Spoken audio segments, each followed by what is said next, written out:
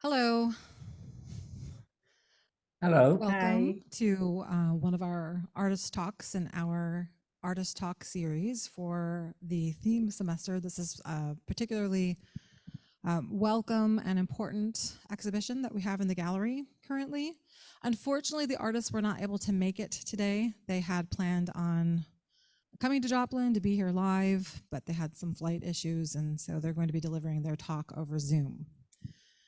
So please join the Department of Art and Design and the MSSU Spiva Gallery in welcoming Alen MacWeeney and Pesya Altman for an artist talk on their exhibit of their work entitled Finding Inspiration, Dublin Photographs and Paintings, 1963-2020. MacWeeney is an internationally recognized photographer from Ireland. Altman is a painter from Israel who work in private collections nationally and internationally. Both now call Manhattan home. MacWeeney and Altman work collaboratively within this showing of photos and paintings.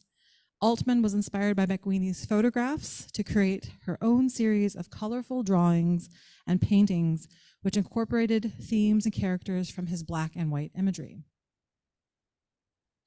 This exhibition has been generously sponsored by the Missouri Arts Council, the MSSU Institute of International Studies, the Mildred Marshall Fund, Family Trust, and the Katherine Hyde Charitable Trust Fund.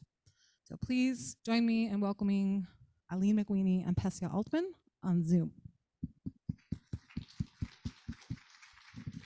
Thank you. Hi. Hi. We're not used to talking into a screen so much, but I hope we won't do too much mumbling and bumbling along the way. As I would like to introduce Pesya first, because she was the inspiration behind the book about Dublin, and I was the photographer, but I would like her to lead with an introduction of her life briefly, and then I'll interrupt her and continue with my life briefly. And so we continue. Thank you, Alen. Thank you for having us. I will start talking about my childhood. Drawing is part of my life. I draw every day, but I remember my first drawing. My chores at home was to take the garbage down. We lived in Israel, and I had to take the bag downstairs, and it was very scary for me. I was so scared of the cats that were waiting down in the little dark hut with the cans of garbage, and I try to aim usually the bag into the can. It didn't happen. I was 4 years old. I remember coming up to the apartment, the fourth floor, and drawing a can of garbage with tails coming out from the top. And I felt like here I can really express that fear by drawing. And I think that was my window or my door into the art world. I grew up in the Orthodox community in Israel with a great-grandfather that was a chief rabbi of Jerusalem. My parents are Orthodox, and to be artist was not in my future if my parents could make any decision here.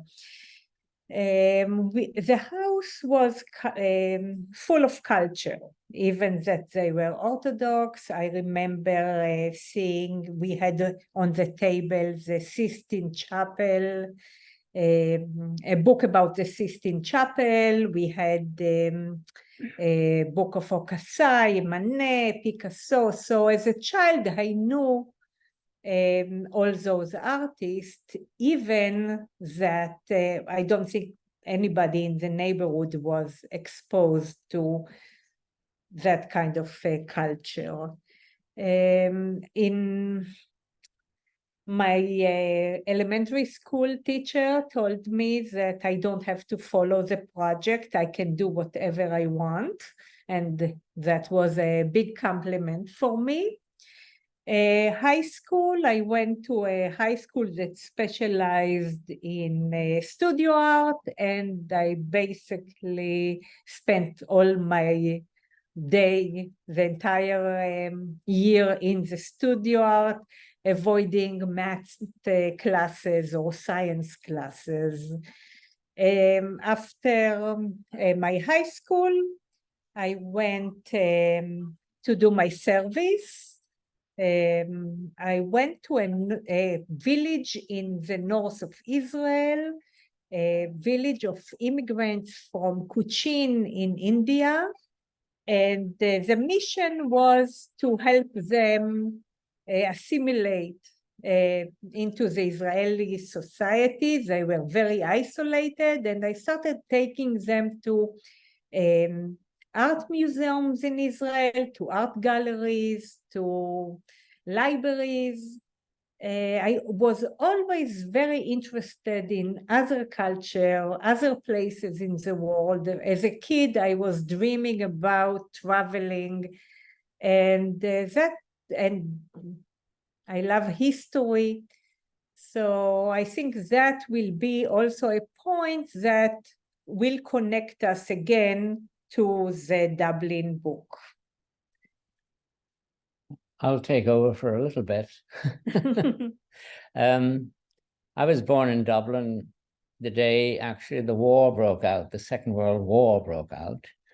Not that that has really anything to do with my photography, but I began photography when I was about 13 or 14 with a friend of mine from school, Christopher, and we were very, very keen on photography it was sort of an experiment. We liked motorcycles and rough riding motorcycles up mountainsides and things like that. But of course, that was a few years later. But at 13 and 14, we would experiment, developing film from the bedroom to the bathroom to make images. And entered the Photographic Society of Ireland, and eventually managed to climb our way up the monthly competitions and so on. Anyway, I don't want to keep on talking too much about I did this, I did that, I did the other thing. But my options when I was about, 15, what am I going to do? I had the options of an airline pilot, hotel management, or photography.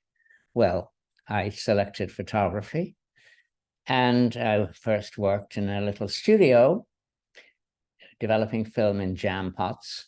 I advanced then into working for the Irish Times newspaper. That was a national paper, and my first assignment as a photographer for the paper, I was 16, was taking photographs in the cats and dogs home. Well, after a while, this kind of assignment was not interesting enough to want to see a future. And so I left and worked from home, working for a small magazine in Ireland, the only magazine of fashion photography. But I experimented doing all kinds of work there until I had my own studio in Dublin when I was around 19 or 20. And then a year later, I realized I knew nothing about art or photography. Now, my sister was an artist, but she was secretive about her art, and she wouldn't let me into the secrets. I wrote to Avedon, the photographer I most admired in New York, and asked him for a job as an assistant. And so from then, I went to an interview in Paris and worked on the collections there, the French couture collections in 1961. So this is a long, long time ago. And from there, I went to New York and learned about art, photography, and life. And I will now give you back to Pesya, and she'll continue her part of the story before we even show any of our works. So over to Pesya. Okay, so I will start. I studied in Jerusalem after my service, my 2-year service in Israel. I studied art history, theater, and studio art. After my university, my 4 years in the university, I founded the alternative theater in Tel Aviv, a very visual theater. I wrote the plays. It was between performance art and actual traditional theater. 1989, I moved with my small family to New York. I taught Hebrew using theater, drama, art to make it more vivid and different. And also continued practice my studio art. I had sometimes studio in the house, and sometimes it was outside of the house. I raised 2 kids. When the kids grew up and left to college, I moved to Vermont to make maple syrup. And I chose Brattleboro, a little town in the southern Vermont, beautiful town and very artistic. I moved to teach after that in Chicago and then to Boston. And after about 5 years in Boston, I went to Oaxaca to work with the indigenous artists. And I spent my days doing portraits and figure drawings, and I loved that year working in the mountains in Oaxaca, Mexico. After Oaxaca, I traveled to Iceland. I did 2 shows in Reykjavik. I was there about 3 months, and then 3 months in Andalusia in Spain, Sevilla, a show in Sevilla, installation that was inspired by what I saw in nature, and the installation art residency in Cadiz, and installation about the flea market in town. I went back after almost a year and a half of traveling. I went back to New York, and at that point, I met Alen in New York. We met in a gallery, and Alen. Okay. Well, thank you. But I think, Pesya, you should show some of your work from your website as we continue on. I think maybe later. You could show 1 or 2 pieces from that time. I prefer to show from the pandemic. Okay. Yeah. Well, from New York and my experience there in meeting many other photographers in doing street photography and studio photography, broadening our outlook with art, study of painting, and continued experiments, and attending the Alexei Brodovich Design Lab with many other colleagues. I returned to Ireland from 1962. And though I had been taking photographs with a square format camera, a 2¼ square camera most of the time, I began to see the shortcomings of studio photography or arranged photographs in a room. And I decided to, after my experience in New York and the influence of Robert Frank and his photographs of America and the Americans, I decided I must try street photography, photograph life as it unfolds and passes by every day. So I sold my 2¼ camera, and I bought a Leica, and I went out into the street to meet with life in general. And so I walked the streets of Dublin in 1963. 1962, I'd returned from New York, but 1963 was the really beginning of my life as a street photographer, or doing street photography. Now, I had the influence of and the experience of working with control, and working in street photography, there is no control. You just have to take it as it is. But your selection of what you photograph is entirely dependent on your experience of life in general. So I would not take a photograph until I was inspired by something. And we can hardly call it inspired. It's by struck. I'd see people passing by. I'd wonder what they're thinking. I'd see what is it about them that makes me continue to search for an image as elusive as fishing with a fly. And this was completely different. This was a totally different experience. I had no contact. I didn't speak with anyone, because if you address somebody in the street or stop somebody, you've already lost the moment that was actually alive. That was when they were involved in their own life. And now you're coming in as a kind of invader in a way, but selecting, a selected invader, selecting and choosing an image that you think means something. And so that was the premise of walking around Dublin for the next 2 years. Now, maybe I'll even be able to put up a few of those pictures which are in the Dublin book on the screen, so you might be able to see. So this is early Dublin, 1963, and I hope this is possible to see in a full screen there. I'm not sure how this works, but we'll just go ahead. They can see. Okay. So I'll just take you through some. This man was so curious. Why is this? Has he got this weird brooch? Oh, looks like a Hawaiian dancer with a fuzzy top knot. I think I took the photograph from a bus, leaning out the window or leaning against the window of the bus. I'm definitely kind of slightly above him, looking down. Now, these photographs are all done with a Leica, I think. And I hope that I can show it to you. Yeah, that's about as full a screen as I can do. Yeah. Okay. It's okay.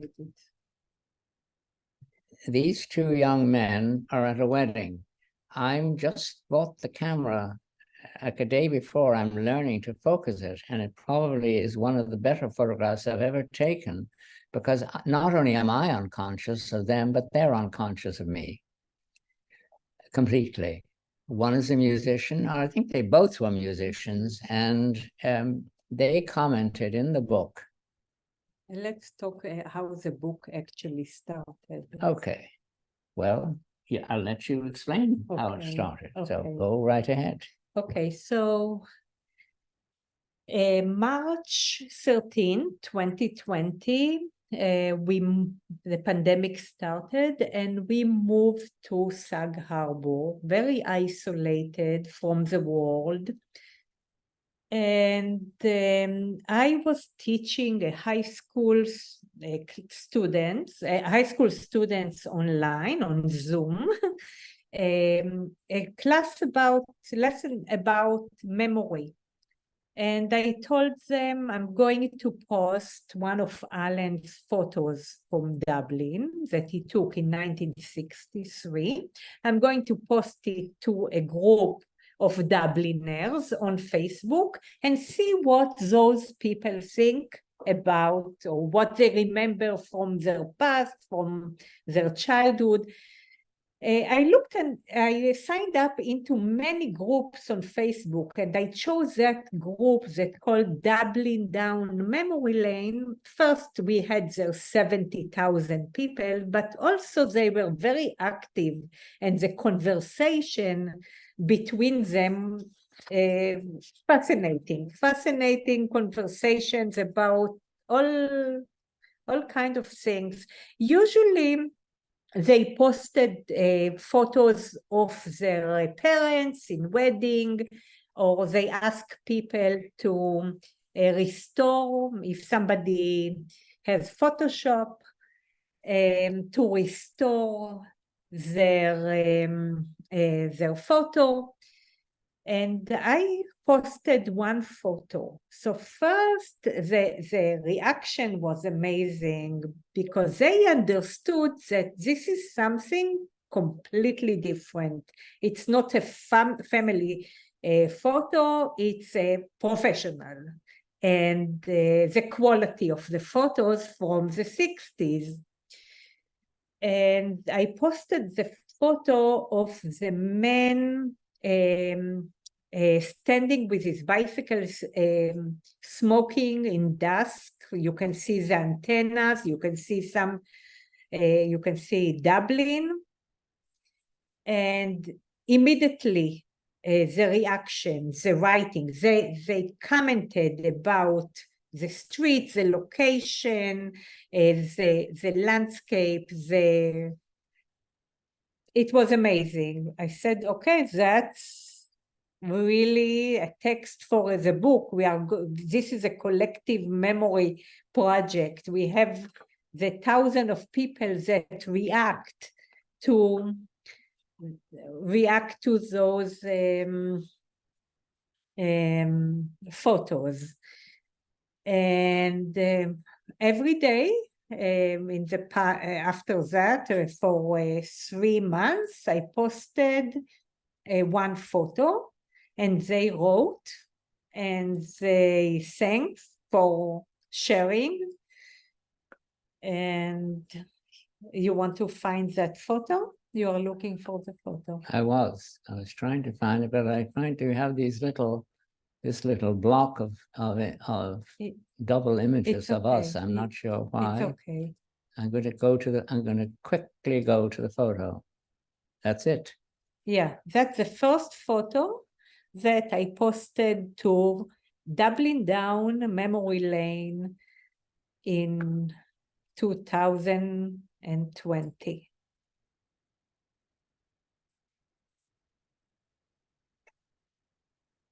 So it's strange to pick up and talk into the void, but I will try. So I walked the streets, taking probably 1, 2, 3, sometimes 4 or 5 rolls of film in a day. And then, of course, I would come back, develop them, make little small rough prints of ones I thought promising, make larger prints of one I thought better, and go through the editing process, which took quite a long time because the photographs don't happen by accident, and yet accident often comes to one's rescue. I liked the time of day that this photograph was taken. I liked the time when it was raining and misty. It didn't feel good, but it looked good. And so this man is so typical of a workman in Dublin in that period of time, in these small council houses and other inner city houses. The roadway is empty of cars. Bicycles were the thing. The isolation is part of the qualities of Dublin life. This is obviously, this photograph was taken in Phoenix Park. A man out for probably a drive in the park. That was the kind of thing that was done then, with his son in the car, curiously looking at me, looking at him. The framing of the images is important to me.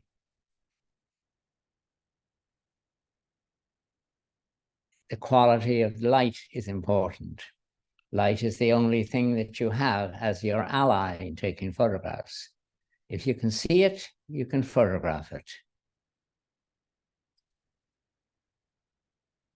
This is along the canal. And I thought this young little boy was reaching for the heavens like Icarus with his probably grandmother, because the woman looks so much older, walking beside him, near him. The gray of the pavement is particular quality of Dublin. The grayness of it is absolutely, to me, represented the essence of Dublin. The two men talking beside a little motor scooter. In the background, there's the stand of a sports arena.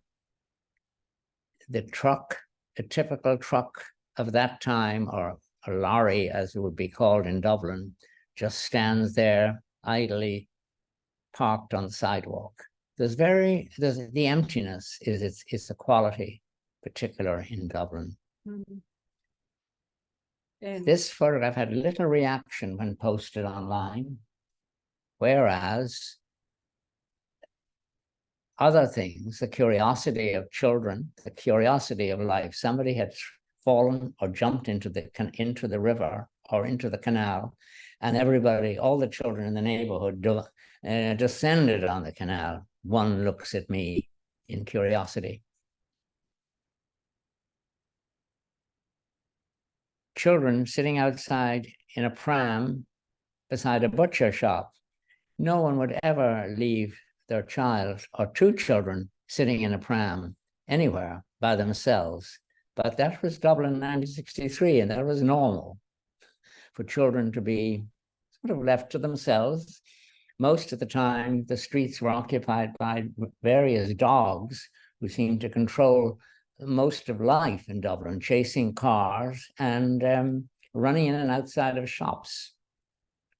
Now, Pesya should show some of her work and talk about it. I still want to say something about the Dublin book. Okay. The Dublin book happens because of the pandemic, because we needed to connect to the world. The Dublin book became a point of interaction between the past and the present for us, and also for the people that looked at the photos every day, the new photo. It's in the unknown world. We didn't know anything about the future, but we could connect through the past. So that was a very exciting thing. And for me, besides looking at the different comments and communicating with the members of Dublin Down Memory Lane, I also started feeling that the people in the photos, in the images, are my family members, because I learned so much about them. I know their name, and I know, and relatives started writing. We have the photo of the kid and the father and the sister and daughter of the man. She talked about her brother and the father, and they are not alive anymore. And her family members also rush into the site to see and share the experience. So I felt, even that I'm coming from a completely different background, I felt like I became part of that community. It was so authentic and honest, everything, all the conversation. In the beginning of the pandemic, I did plenty of portraits of Alen. He was my model, and I drew him and paint his portrait.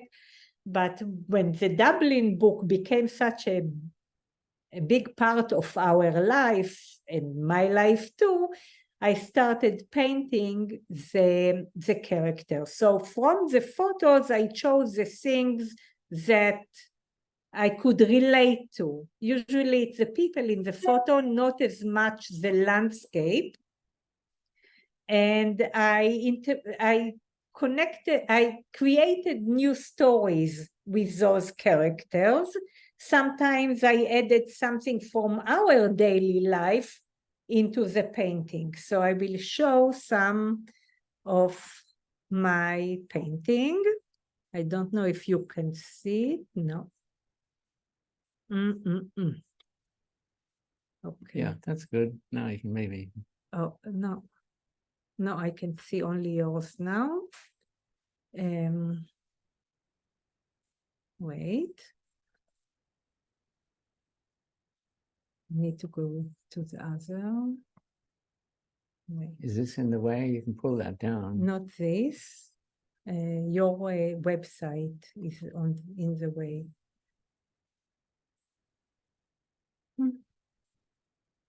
Can I get to your website and just minimize it? You want to move this? No. So you They can- see your website, not mine. okay. So minimize this. Okay. And can we have this up? Yeah.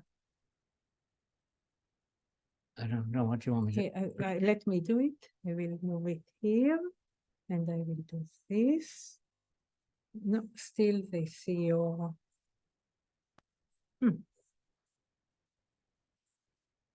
Yeah. Okay, I'm click on a port. Doesn't it click on one? what? Can't you click on one? No. Technical. I want to open this. Pull this across. No. Can we just close your website and I can't. yeah, I don't know what this is. yeah, no. Maybe if you unshare your screen And share, yeah. and change I'm trying and then to, share again. yeah, I'm trying that.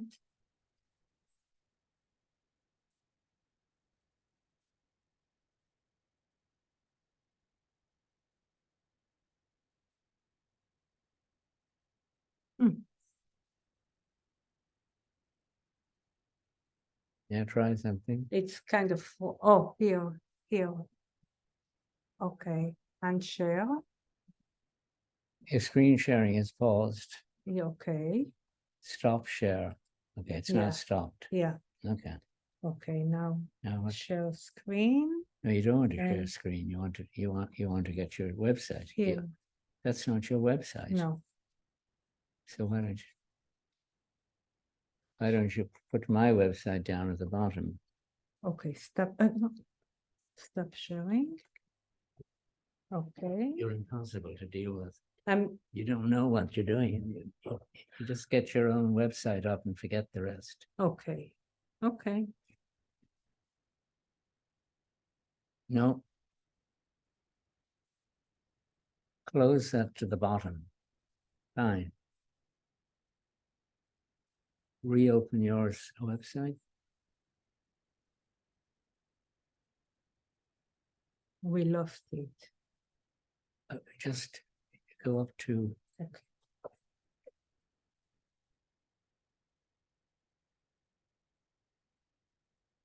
Right here. And I need to go to work.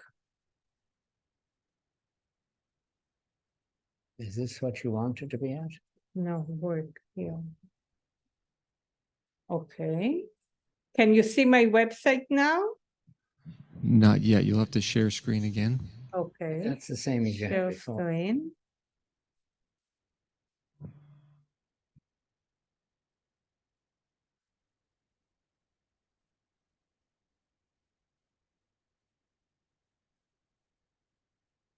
need to share the screen. I think we have to pull it down from, I think it's up here. That's not moving. Maybe zoom here to zoom. Share screen. Yeah, sure. Yeah. Yeah. Okay. Okay, I think we figured out. Can you see the screen? Yes, we can. Okay, very good. Sorry about that. Okay, so I want to show the portrait that I did of Alen in the beginning of the pandemic, and the inspiration for the portraits were Van Gogh potato eaters, and it's all about daily life, eating. Alen eats his breakfast, drink Irish tea, eat grapefruit, taking photographs. I documented our daily life. So Slow. slow, Yeah, okay. people So can see. you can see the different, trying, usually using strong colors. What size? 24 by 24 inch, most of them, and oil on canvas, and water, and then we have here different portraits. And here the photos, looking at Alen MacWeeney's photos of Dublin, and this is what I did in 2021. Yeah, okay. So you can see I started basically with drawing. The lot was drawing and just little bit of paint. And It'd be nice if we could interpose the photographs next to it. near the painting. So let me see if we can do that, because I'm not sure we can. I don't think so. Because every time we've tried to do it, Yeah. But we can look at that later. yeah, it's okay, Yeah. but we need time Yeah. to see what you have. Yeah. I want, yeah. Here you can see the kid. But we haven't shown the photograph of the kid. Yeah. So maybe So let's go we'll back to your website and look at yeah, the but maybe we can put this down at the to hold it. It's just it's hard to hold it. We can't move. I can't move this. Yeah. Maybe we can do the stop sharing and Okay. then find your website. I'll have to stop share for a moment, and then it's just. I'm sure we should be. Sorry, that's the wrong thing. Yeah. I'm sure we should be able to. Why can't I just hold this? Okay, good. Now I'm going to put that down there, and I'm going to open new window, and I'm going to put, sorry for the delay. I think it's here. Just, okay. And now zoom. In a moment, just give me a moment. Yeah. Okay. Now we're finally, I think, back to this block is the thing is great. Okay. Well, we're back to sharing the screen, and we'll go through the pictures that inspired Pesya to paint. I'll go through them one by one. We'll have to rely on your good memory to connect with what you're going to see in a few minutes. That's the best we can do.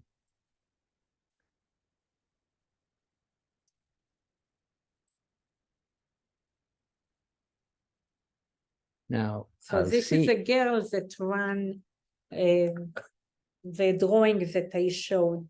The girl is in paint, but Is she here?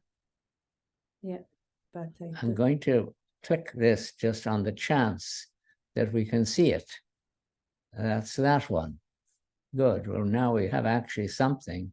If this is showing, I'm going to put it to the side for a minute so we can see the photograph. they can see both. They We'll could see. see, Okay, you can see both. not Good. now, but Now I'll before. go ahead. Now they I'll can go to- see both. Oh, You moved it to the other side.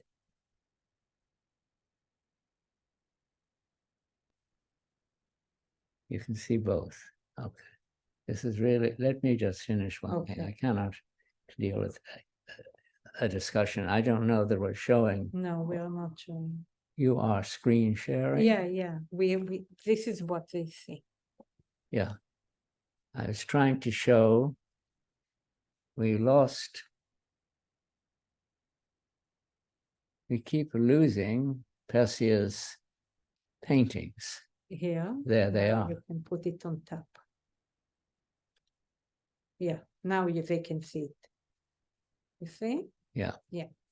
Well, we don't want to, we only want to see the pictures. We don't want to see Yeah. Yeah. this in the way. Yeah, they don't see. Yeah.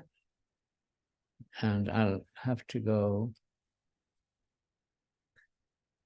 So annoying, because if I move this, it's going to go over that. I'm going to put this on the other side.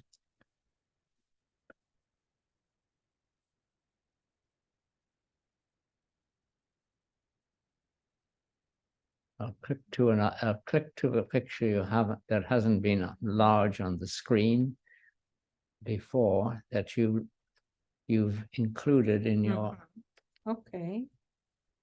clothes. We have him. We've had him. Yeah. I don't know how many more I have here. Have we got him? That. No. That. We have this part of this one. Okay. We can Okay. go into. Now I'll go to you.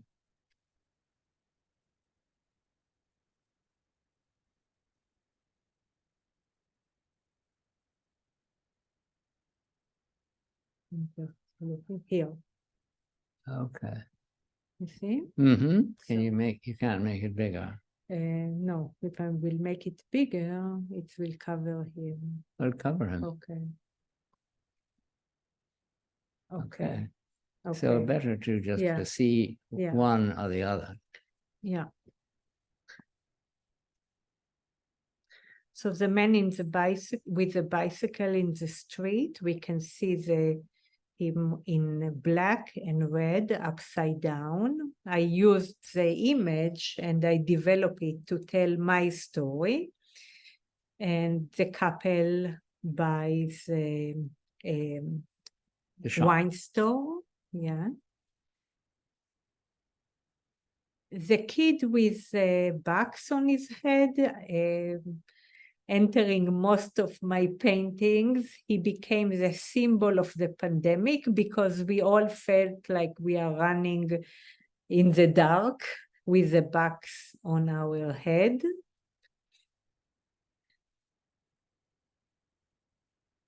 The kids on the tree, as you can see, they inspired by the black and white photos, but I love the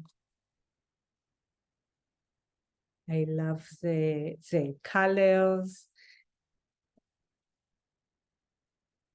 We can see the couple again, but with other things for my world that enter. So definitely I did not copy the photos. And here we see the kid again running and the kids that looking into the pub. Yeah, so it was studying the photos and discovering new things every time. We have here the group of, here in the bottom, the group of the teenagers by the car. It's a scene that happened in the streets of Dublin, and I decided to have a green landscape, a green Irish landscape. Maybe the mountains are too high, but that was my imagination.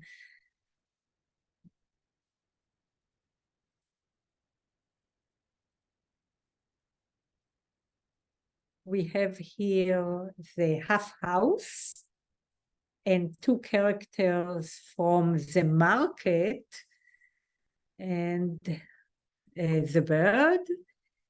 And on the other side, it's a piece called Everybody's Floating Down the River, and we can see different characters from different photographs floating down the Liffey, maybe, and down the river.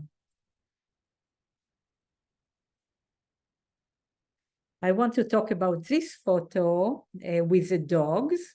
So we have here the father, the son, and the other kid in that photo, Anthony and Mark, that's their names, and the dog from another photo.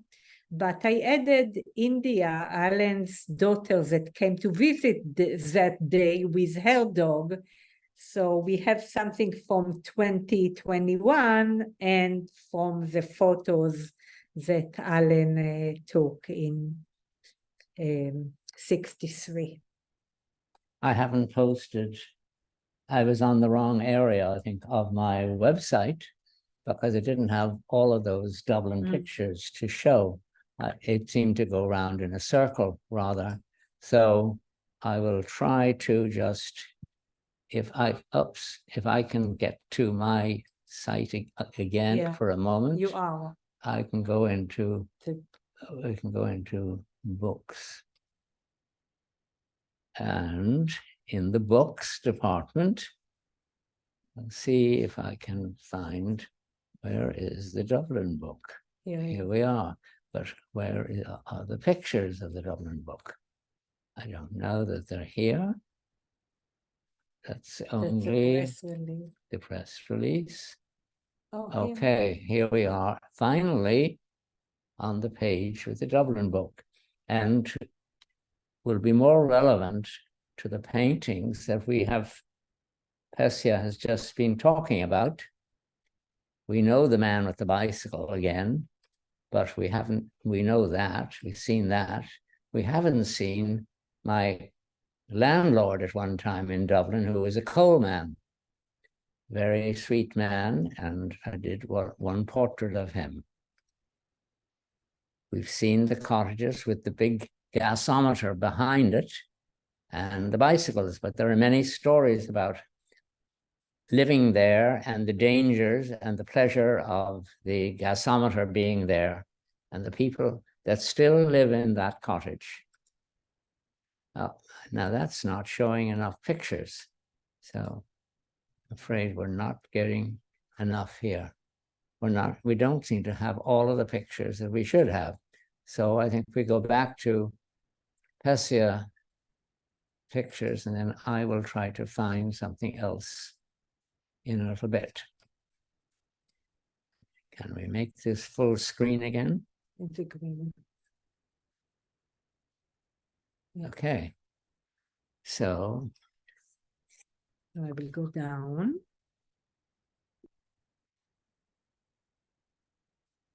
It's interesting.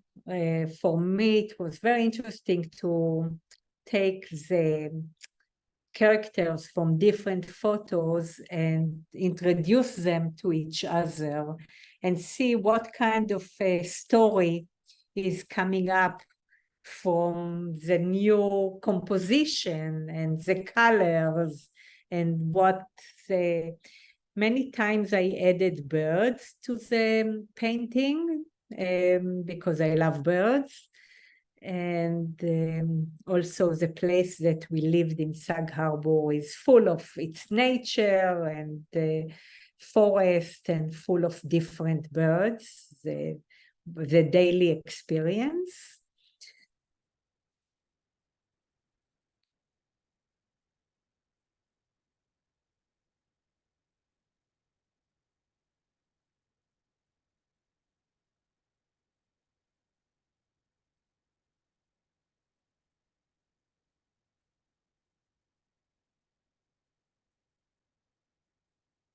So we can see that the characters are walking from frame to frame, basically. And every time that I looked at the photo, and still when I'm looking at Alan's photo, I'm inspired to do something new and different. There are plenty of more paintings that are not on my website that I did inspired by the Dublin book and Alan's photos. We don't seem to be able to project all of the photographs from the Dublin book, not anticipating that we'd be trying to show something on a computer instead of speaking directly to whomever turned up today to listen to us going on about our lives. I'd like to pause for a while, and if you have questions, if there are questions that we can get, that would be enjoyable for us. Okay, thank you very much. Does anyone have any questions?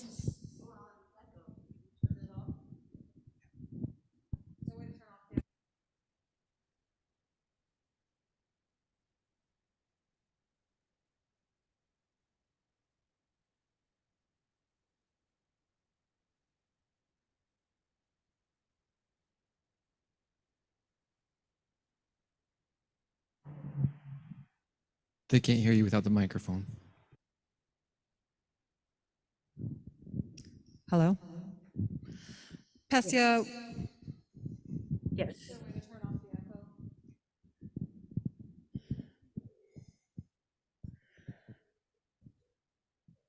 Probably, if I go back up here.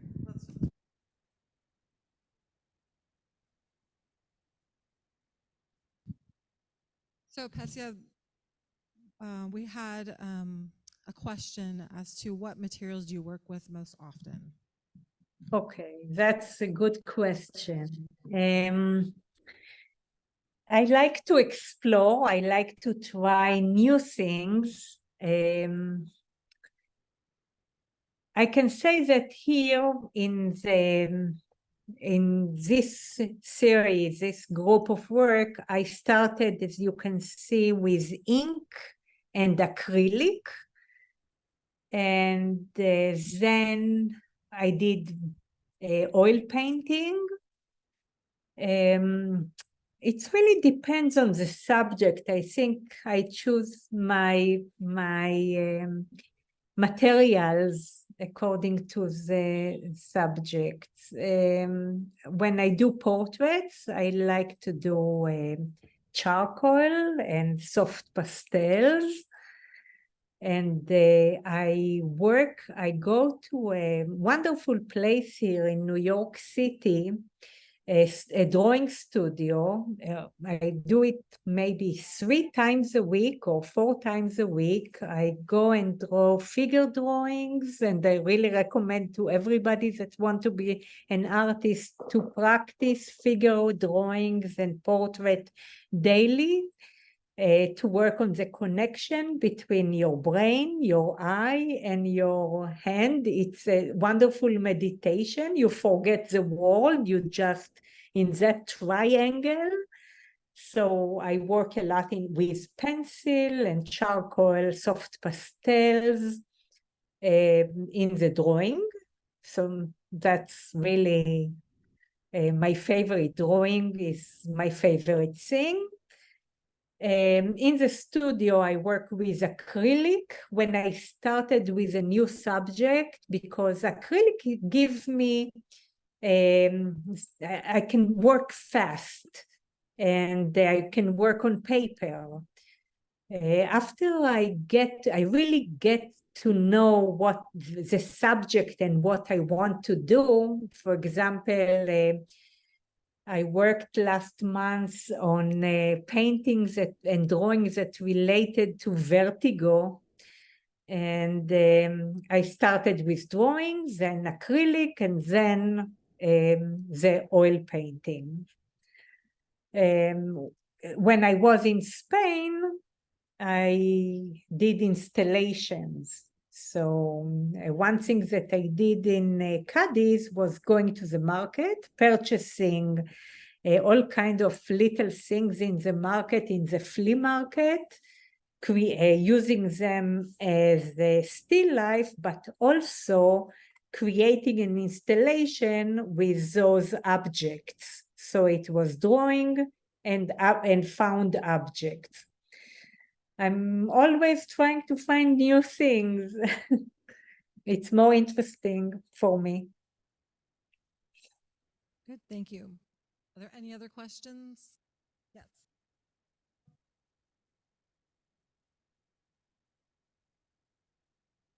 Oh, it's fine. Christine, I would suggest, oh my goodness. I'm here. I'm just listening. I'm going to tell you the question as soon as she's done. Yeah. Yeah.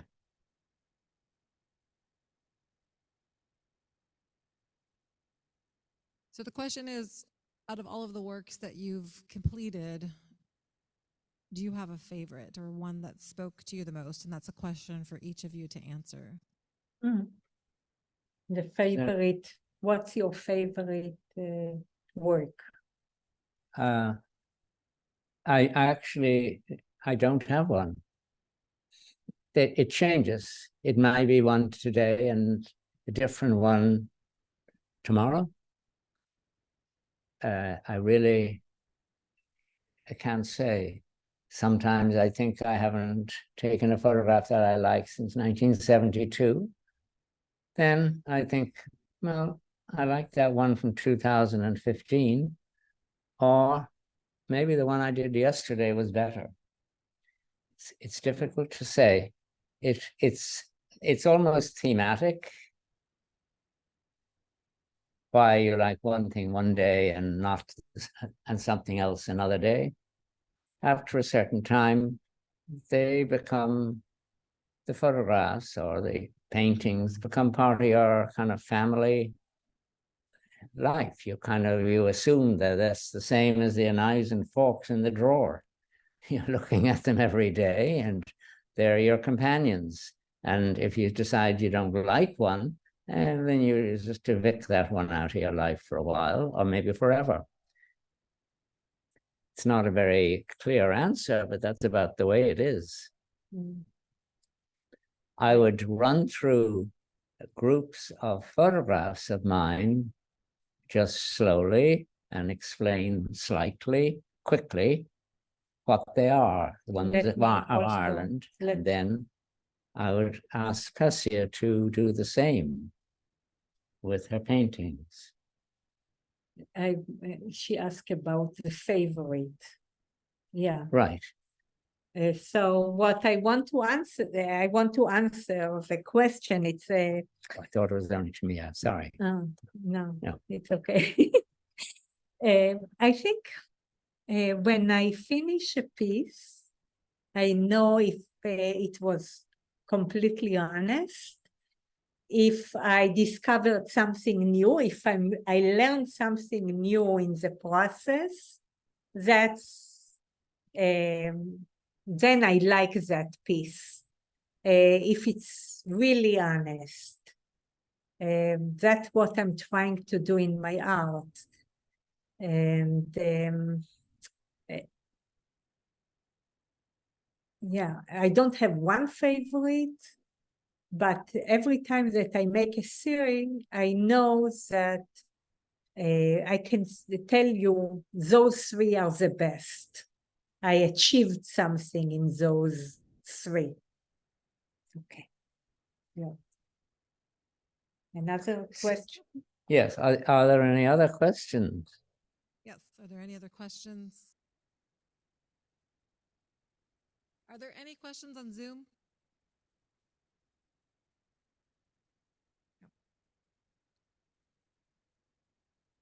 Yes, we have a comment.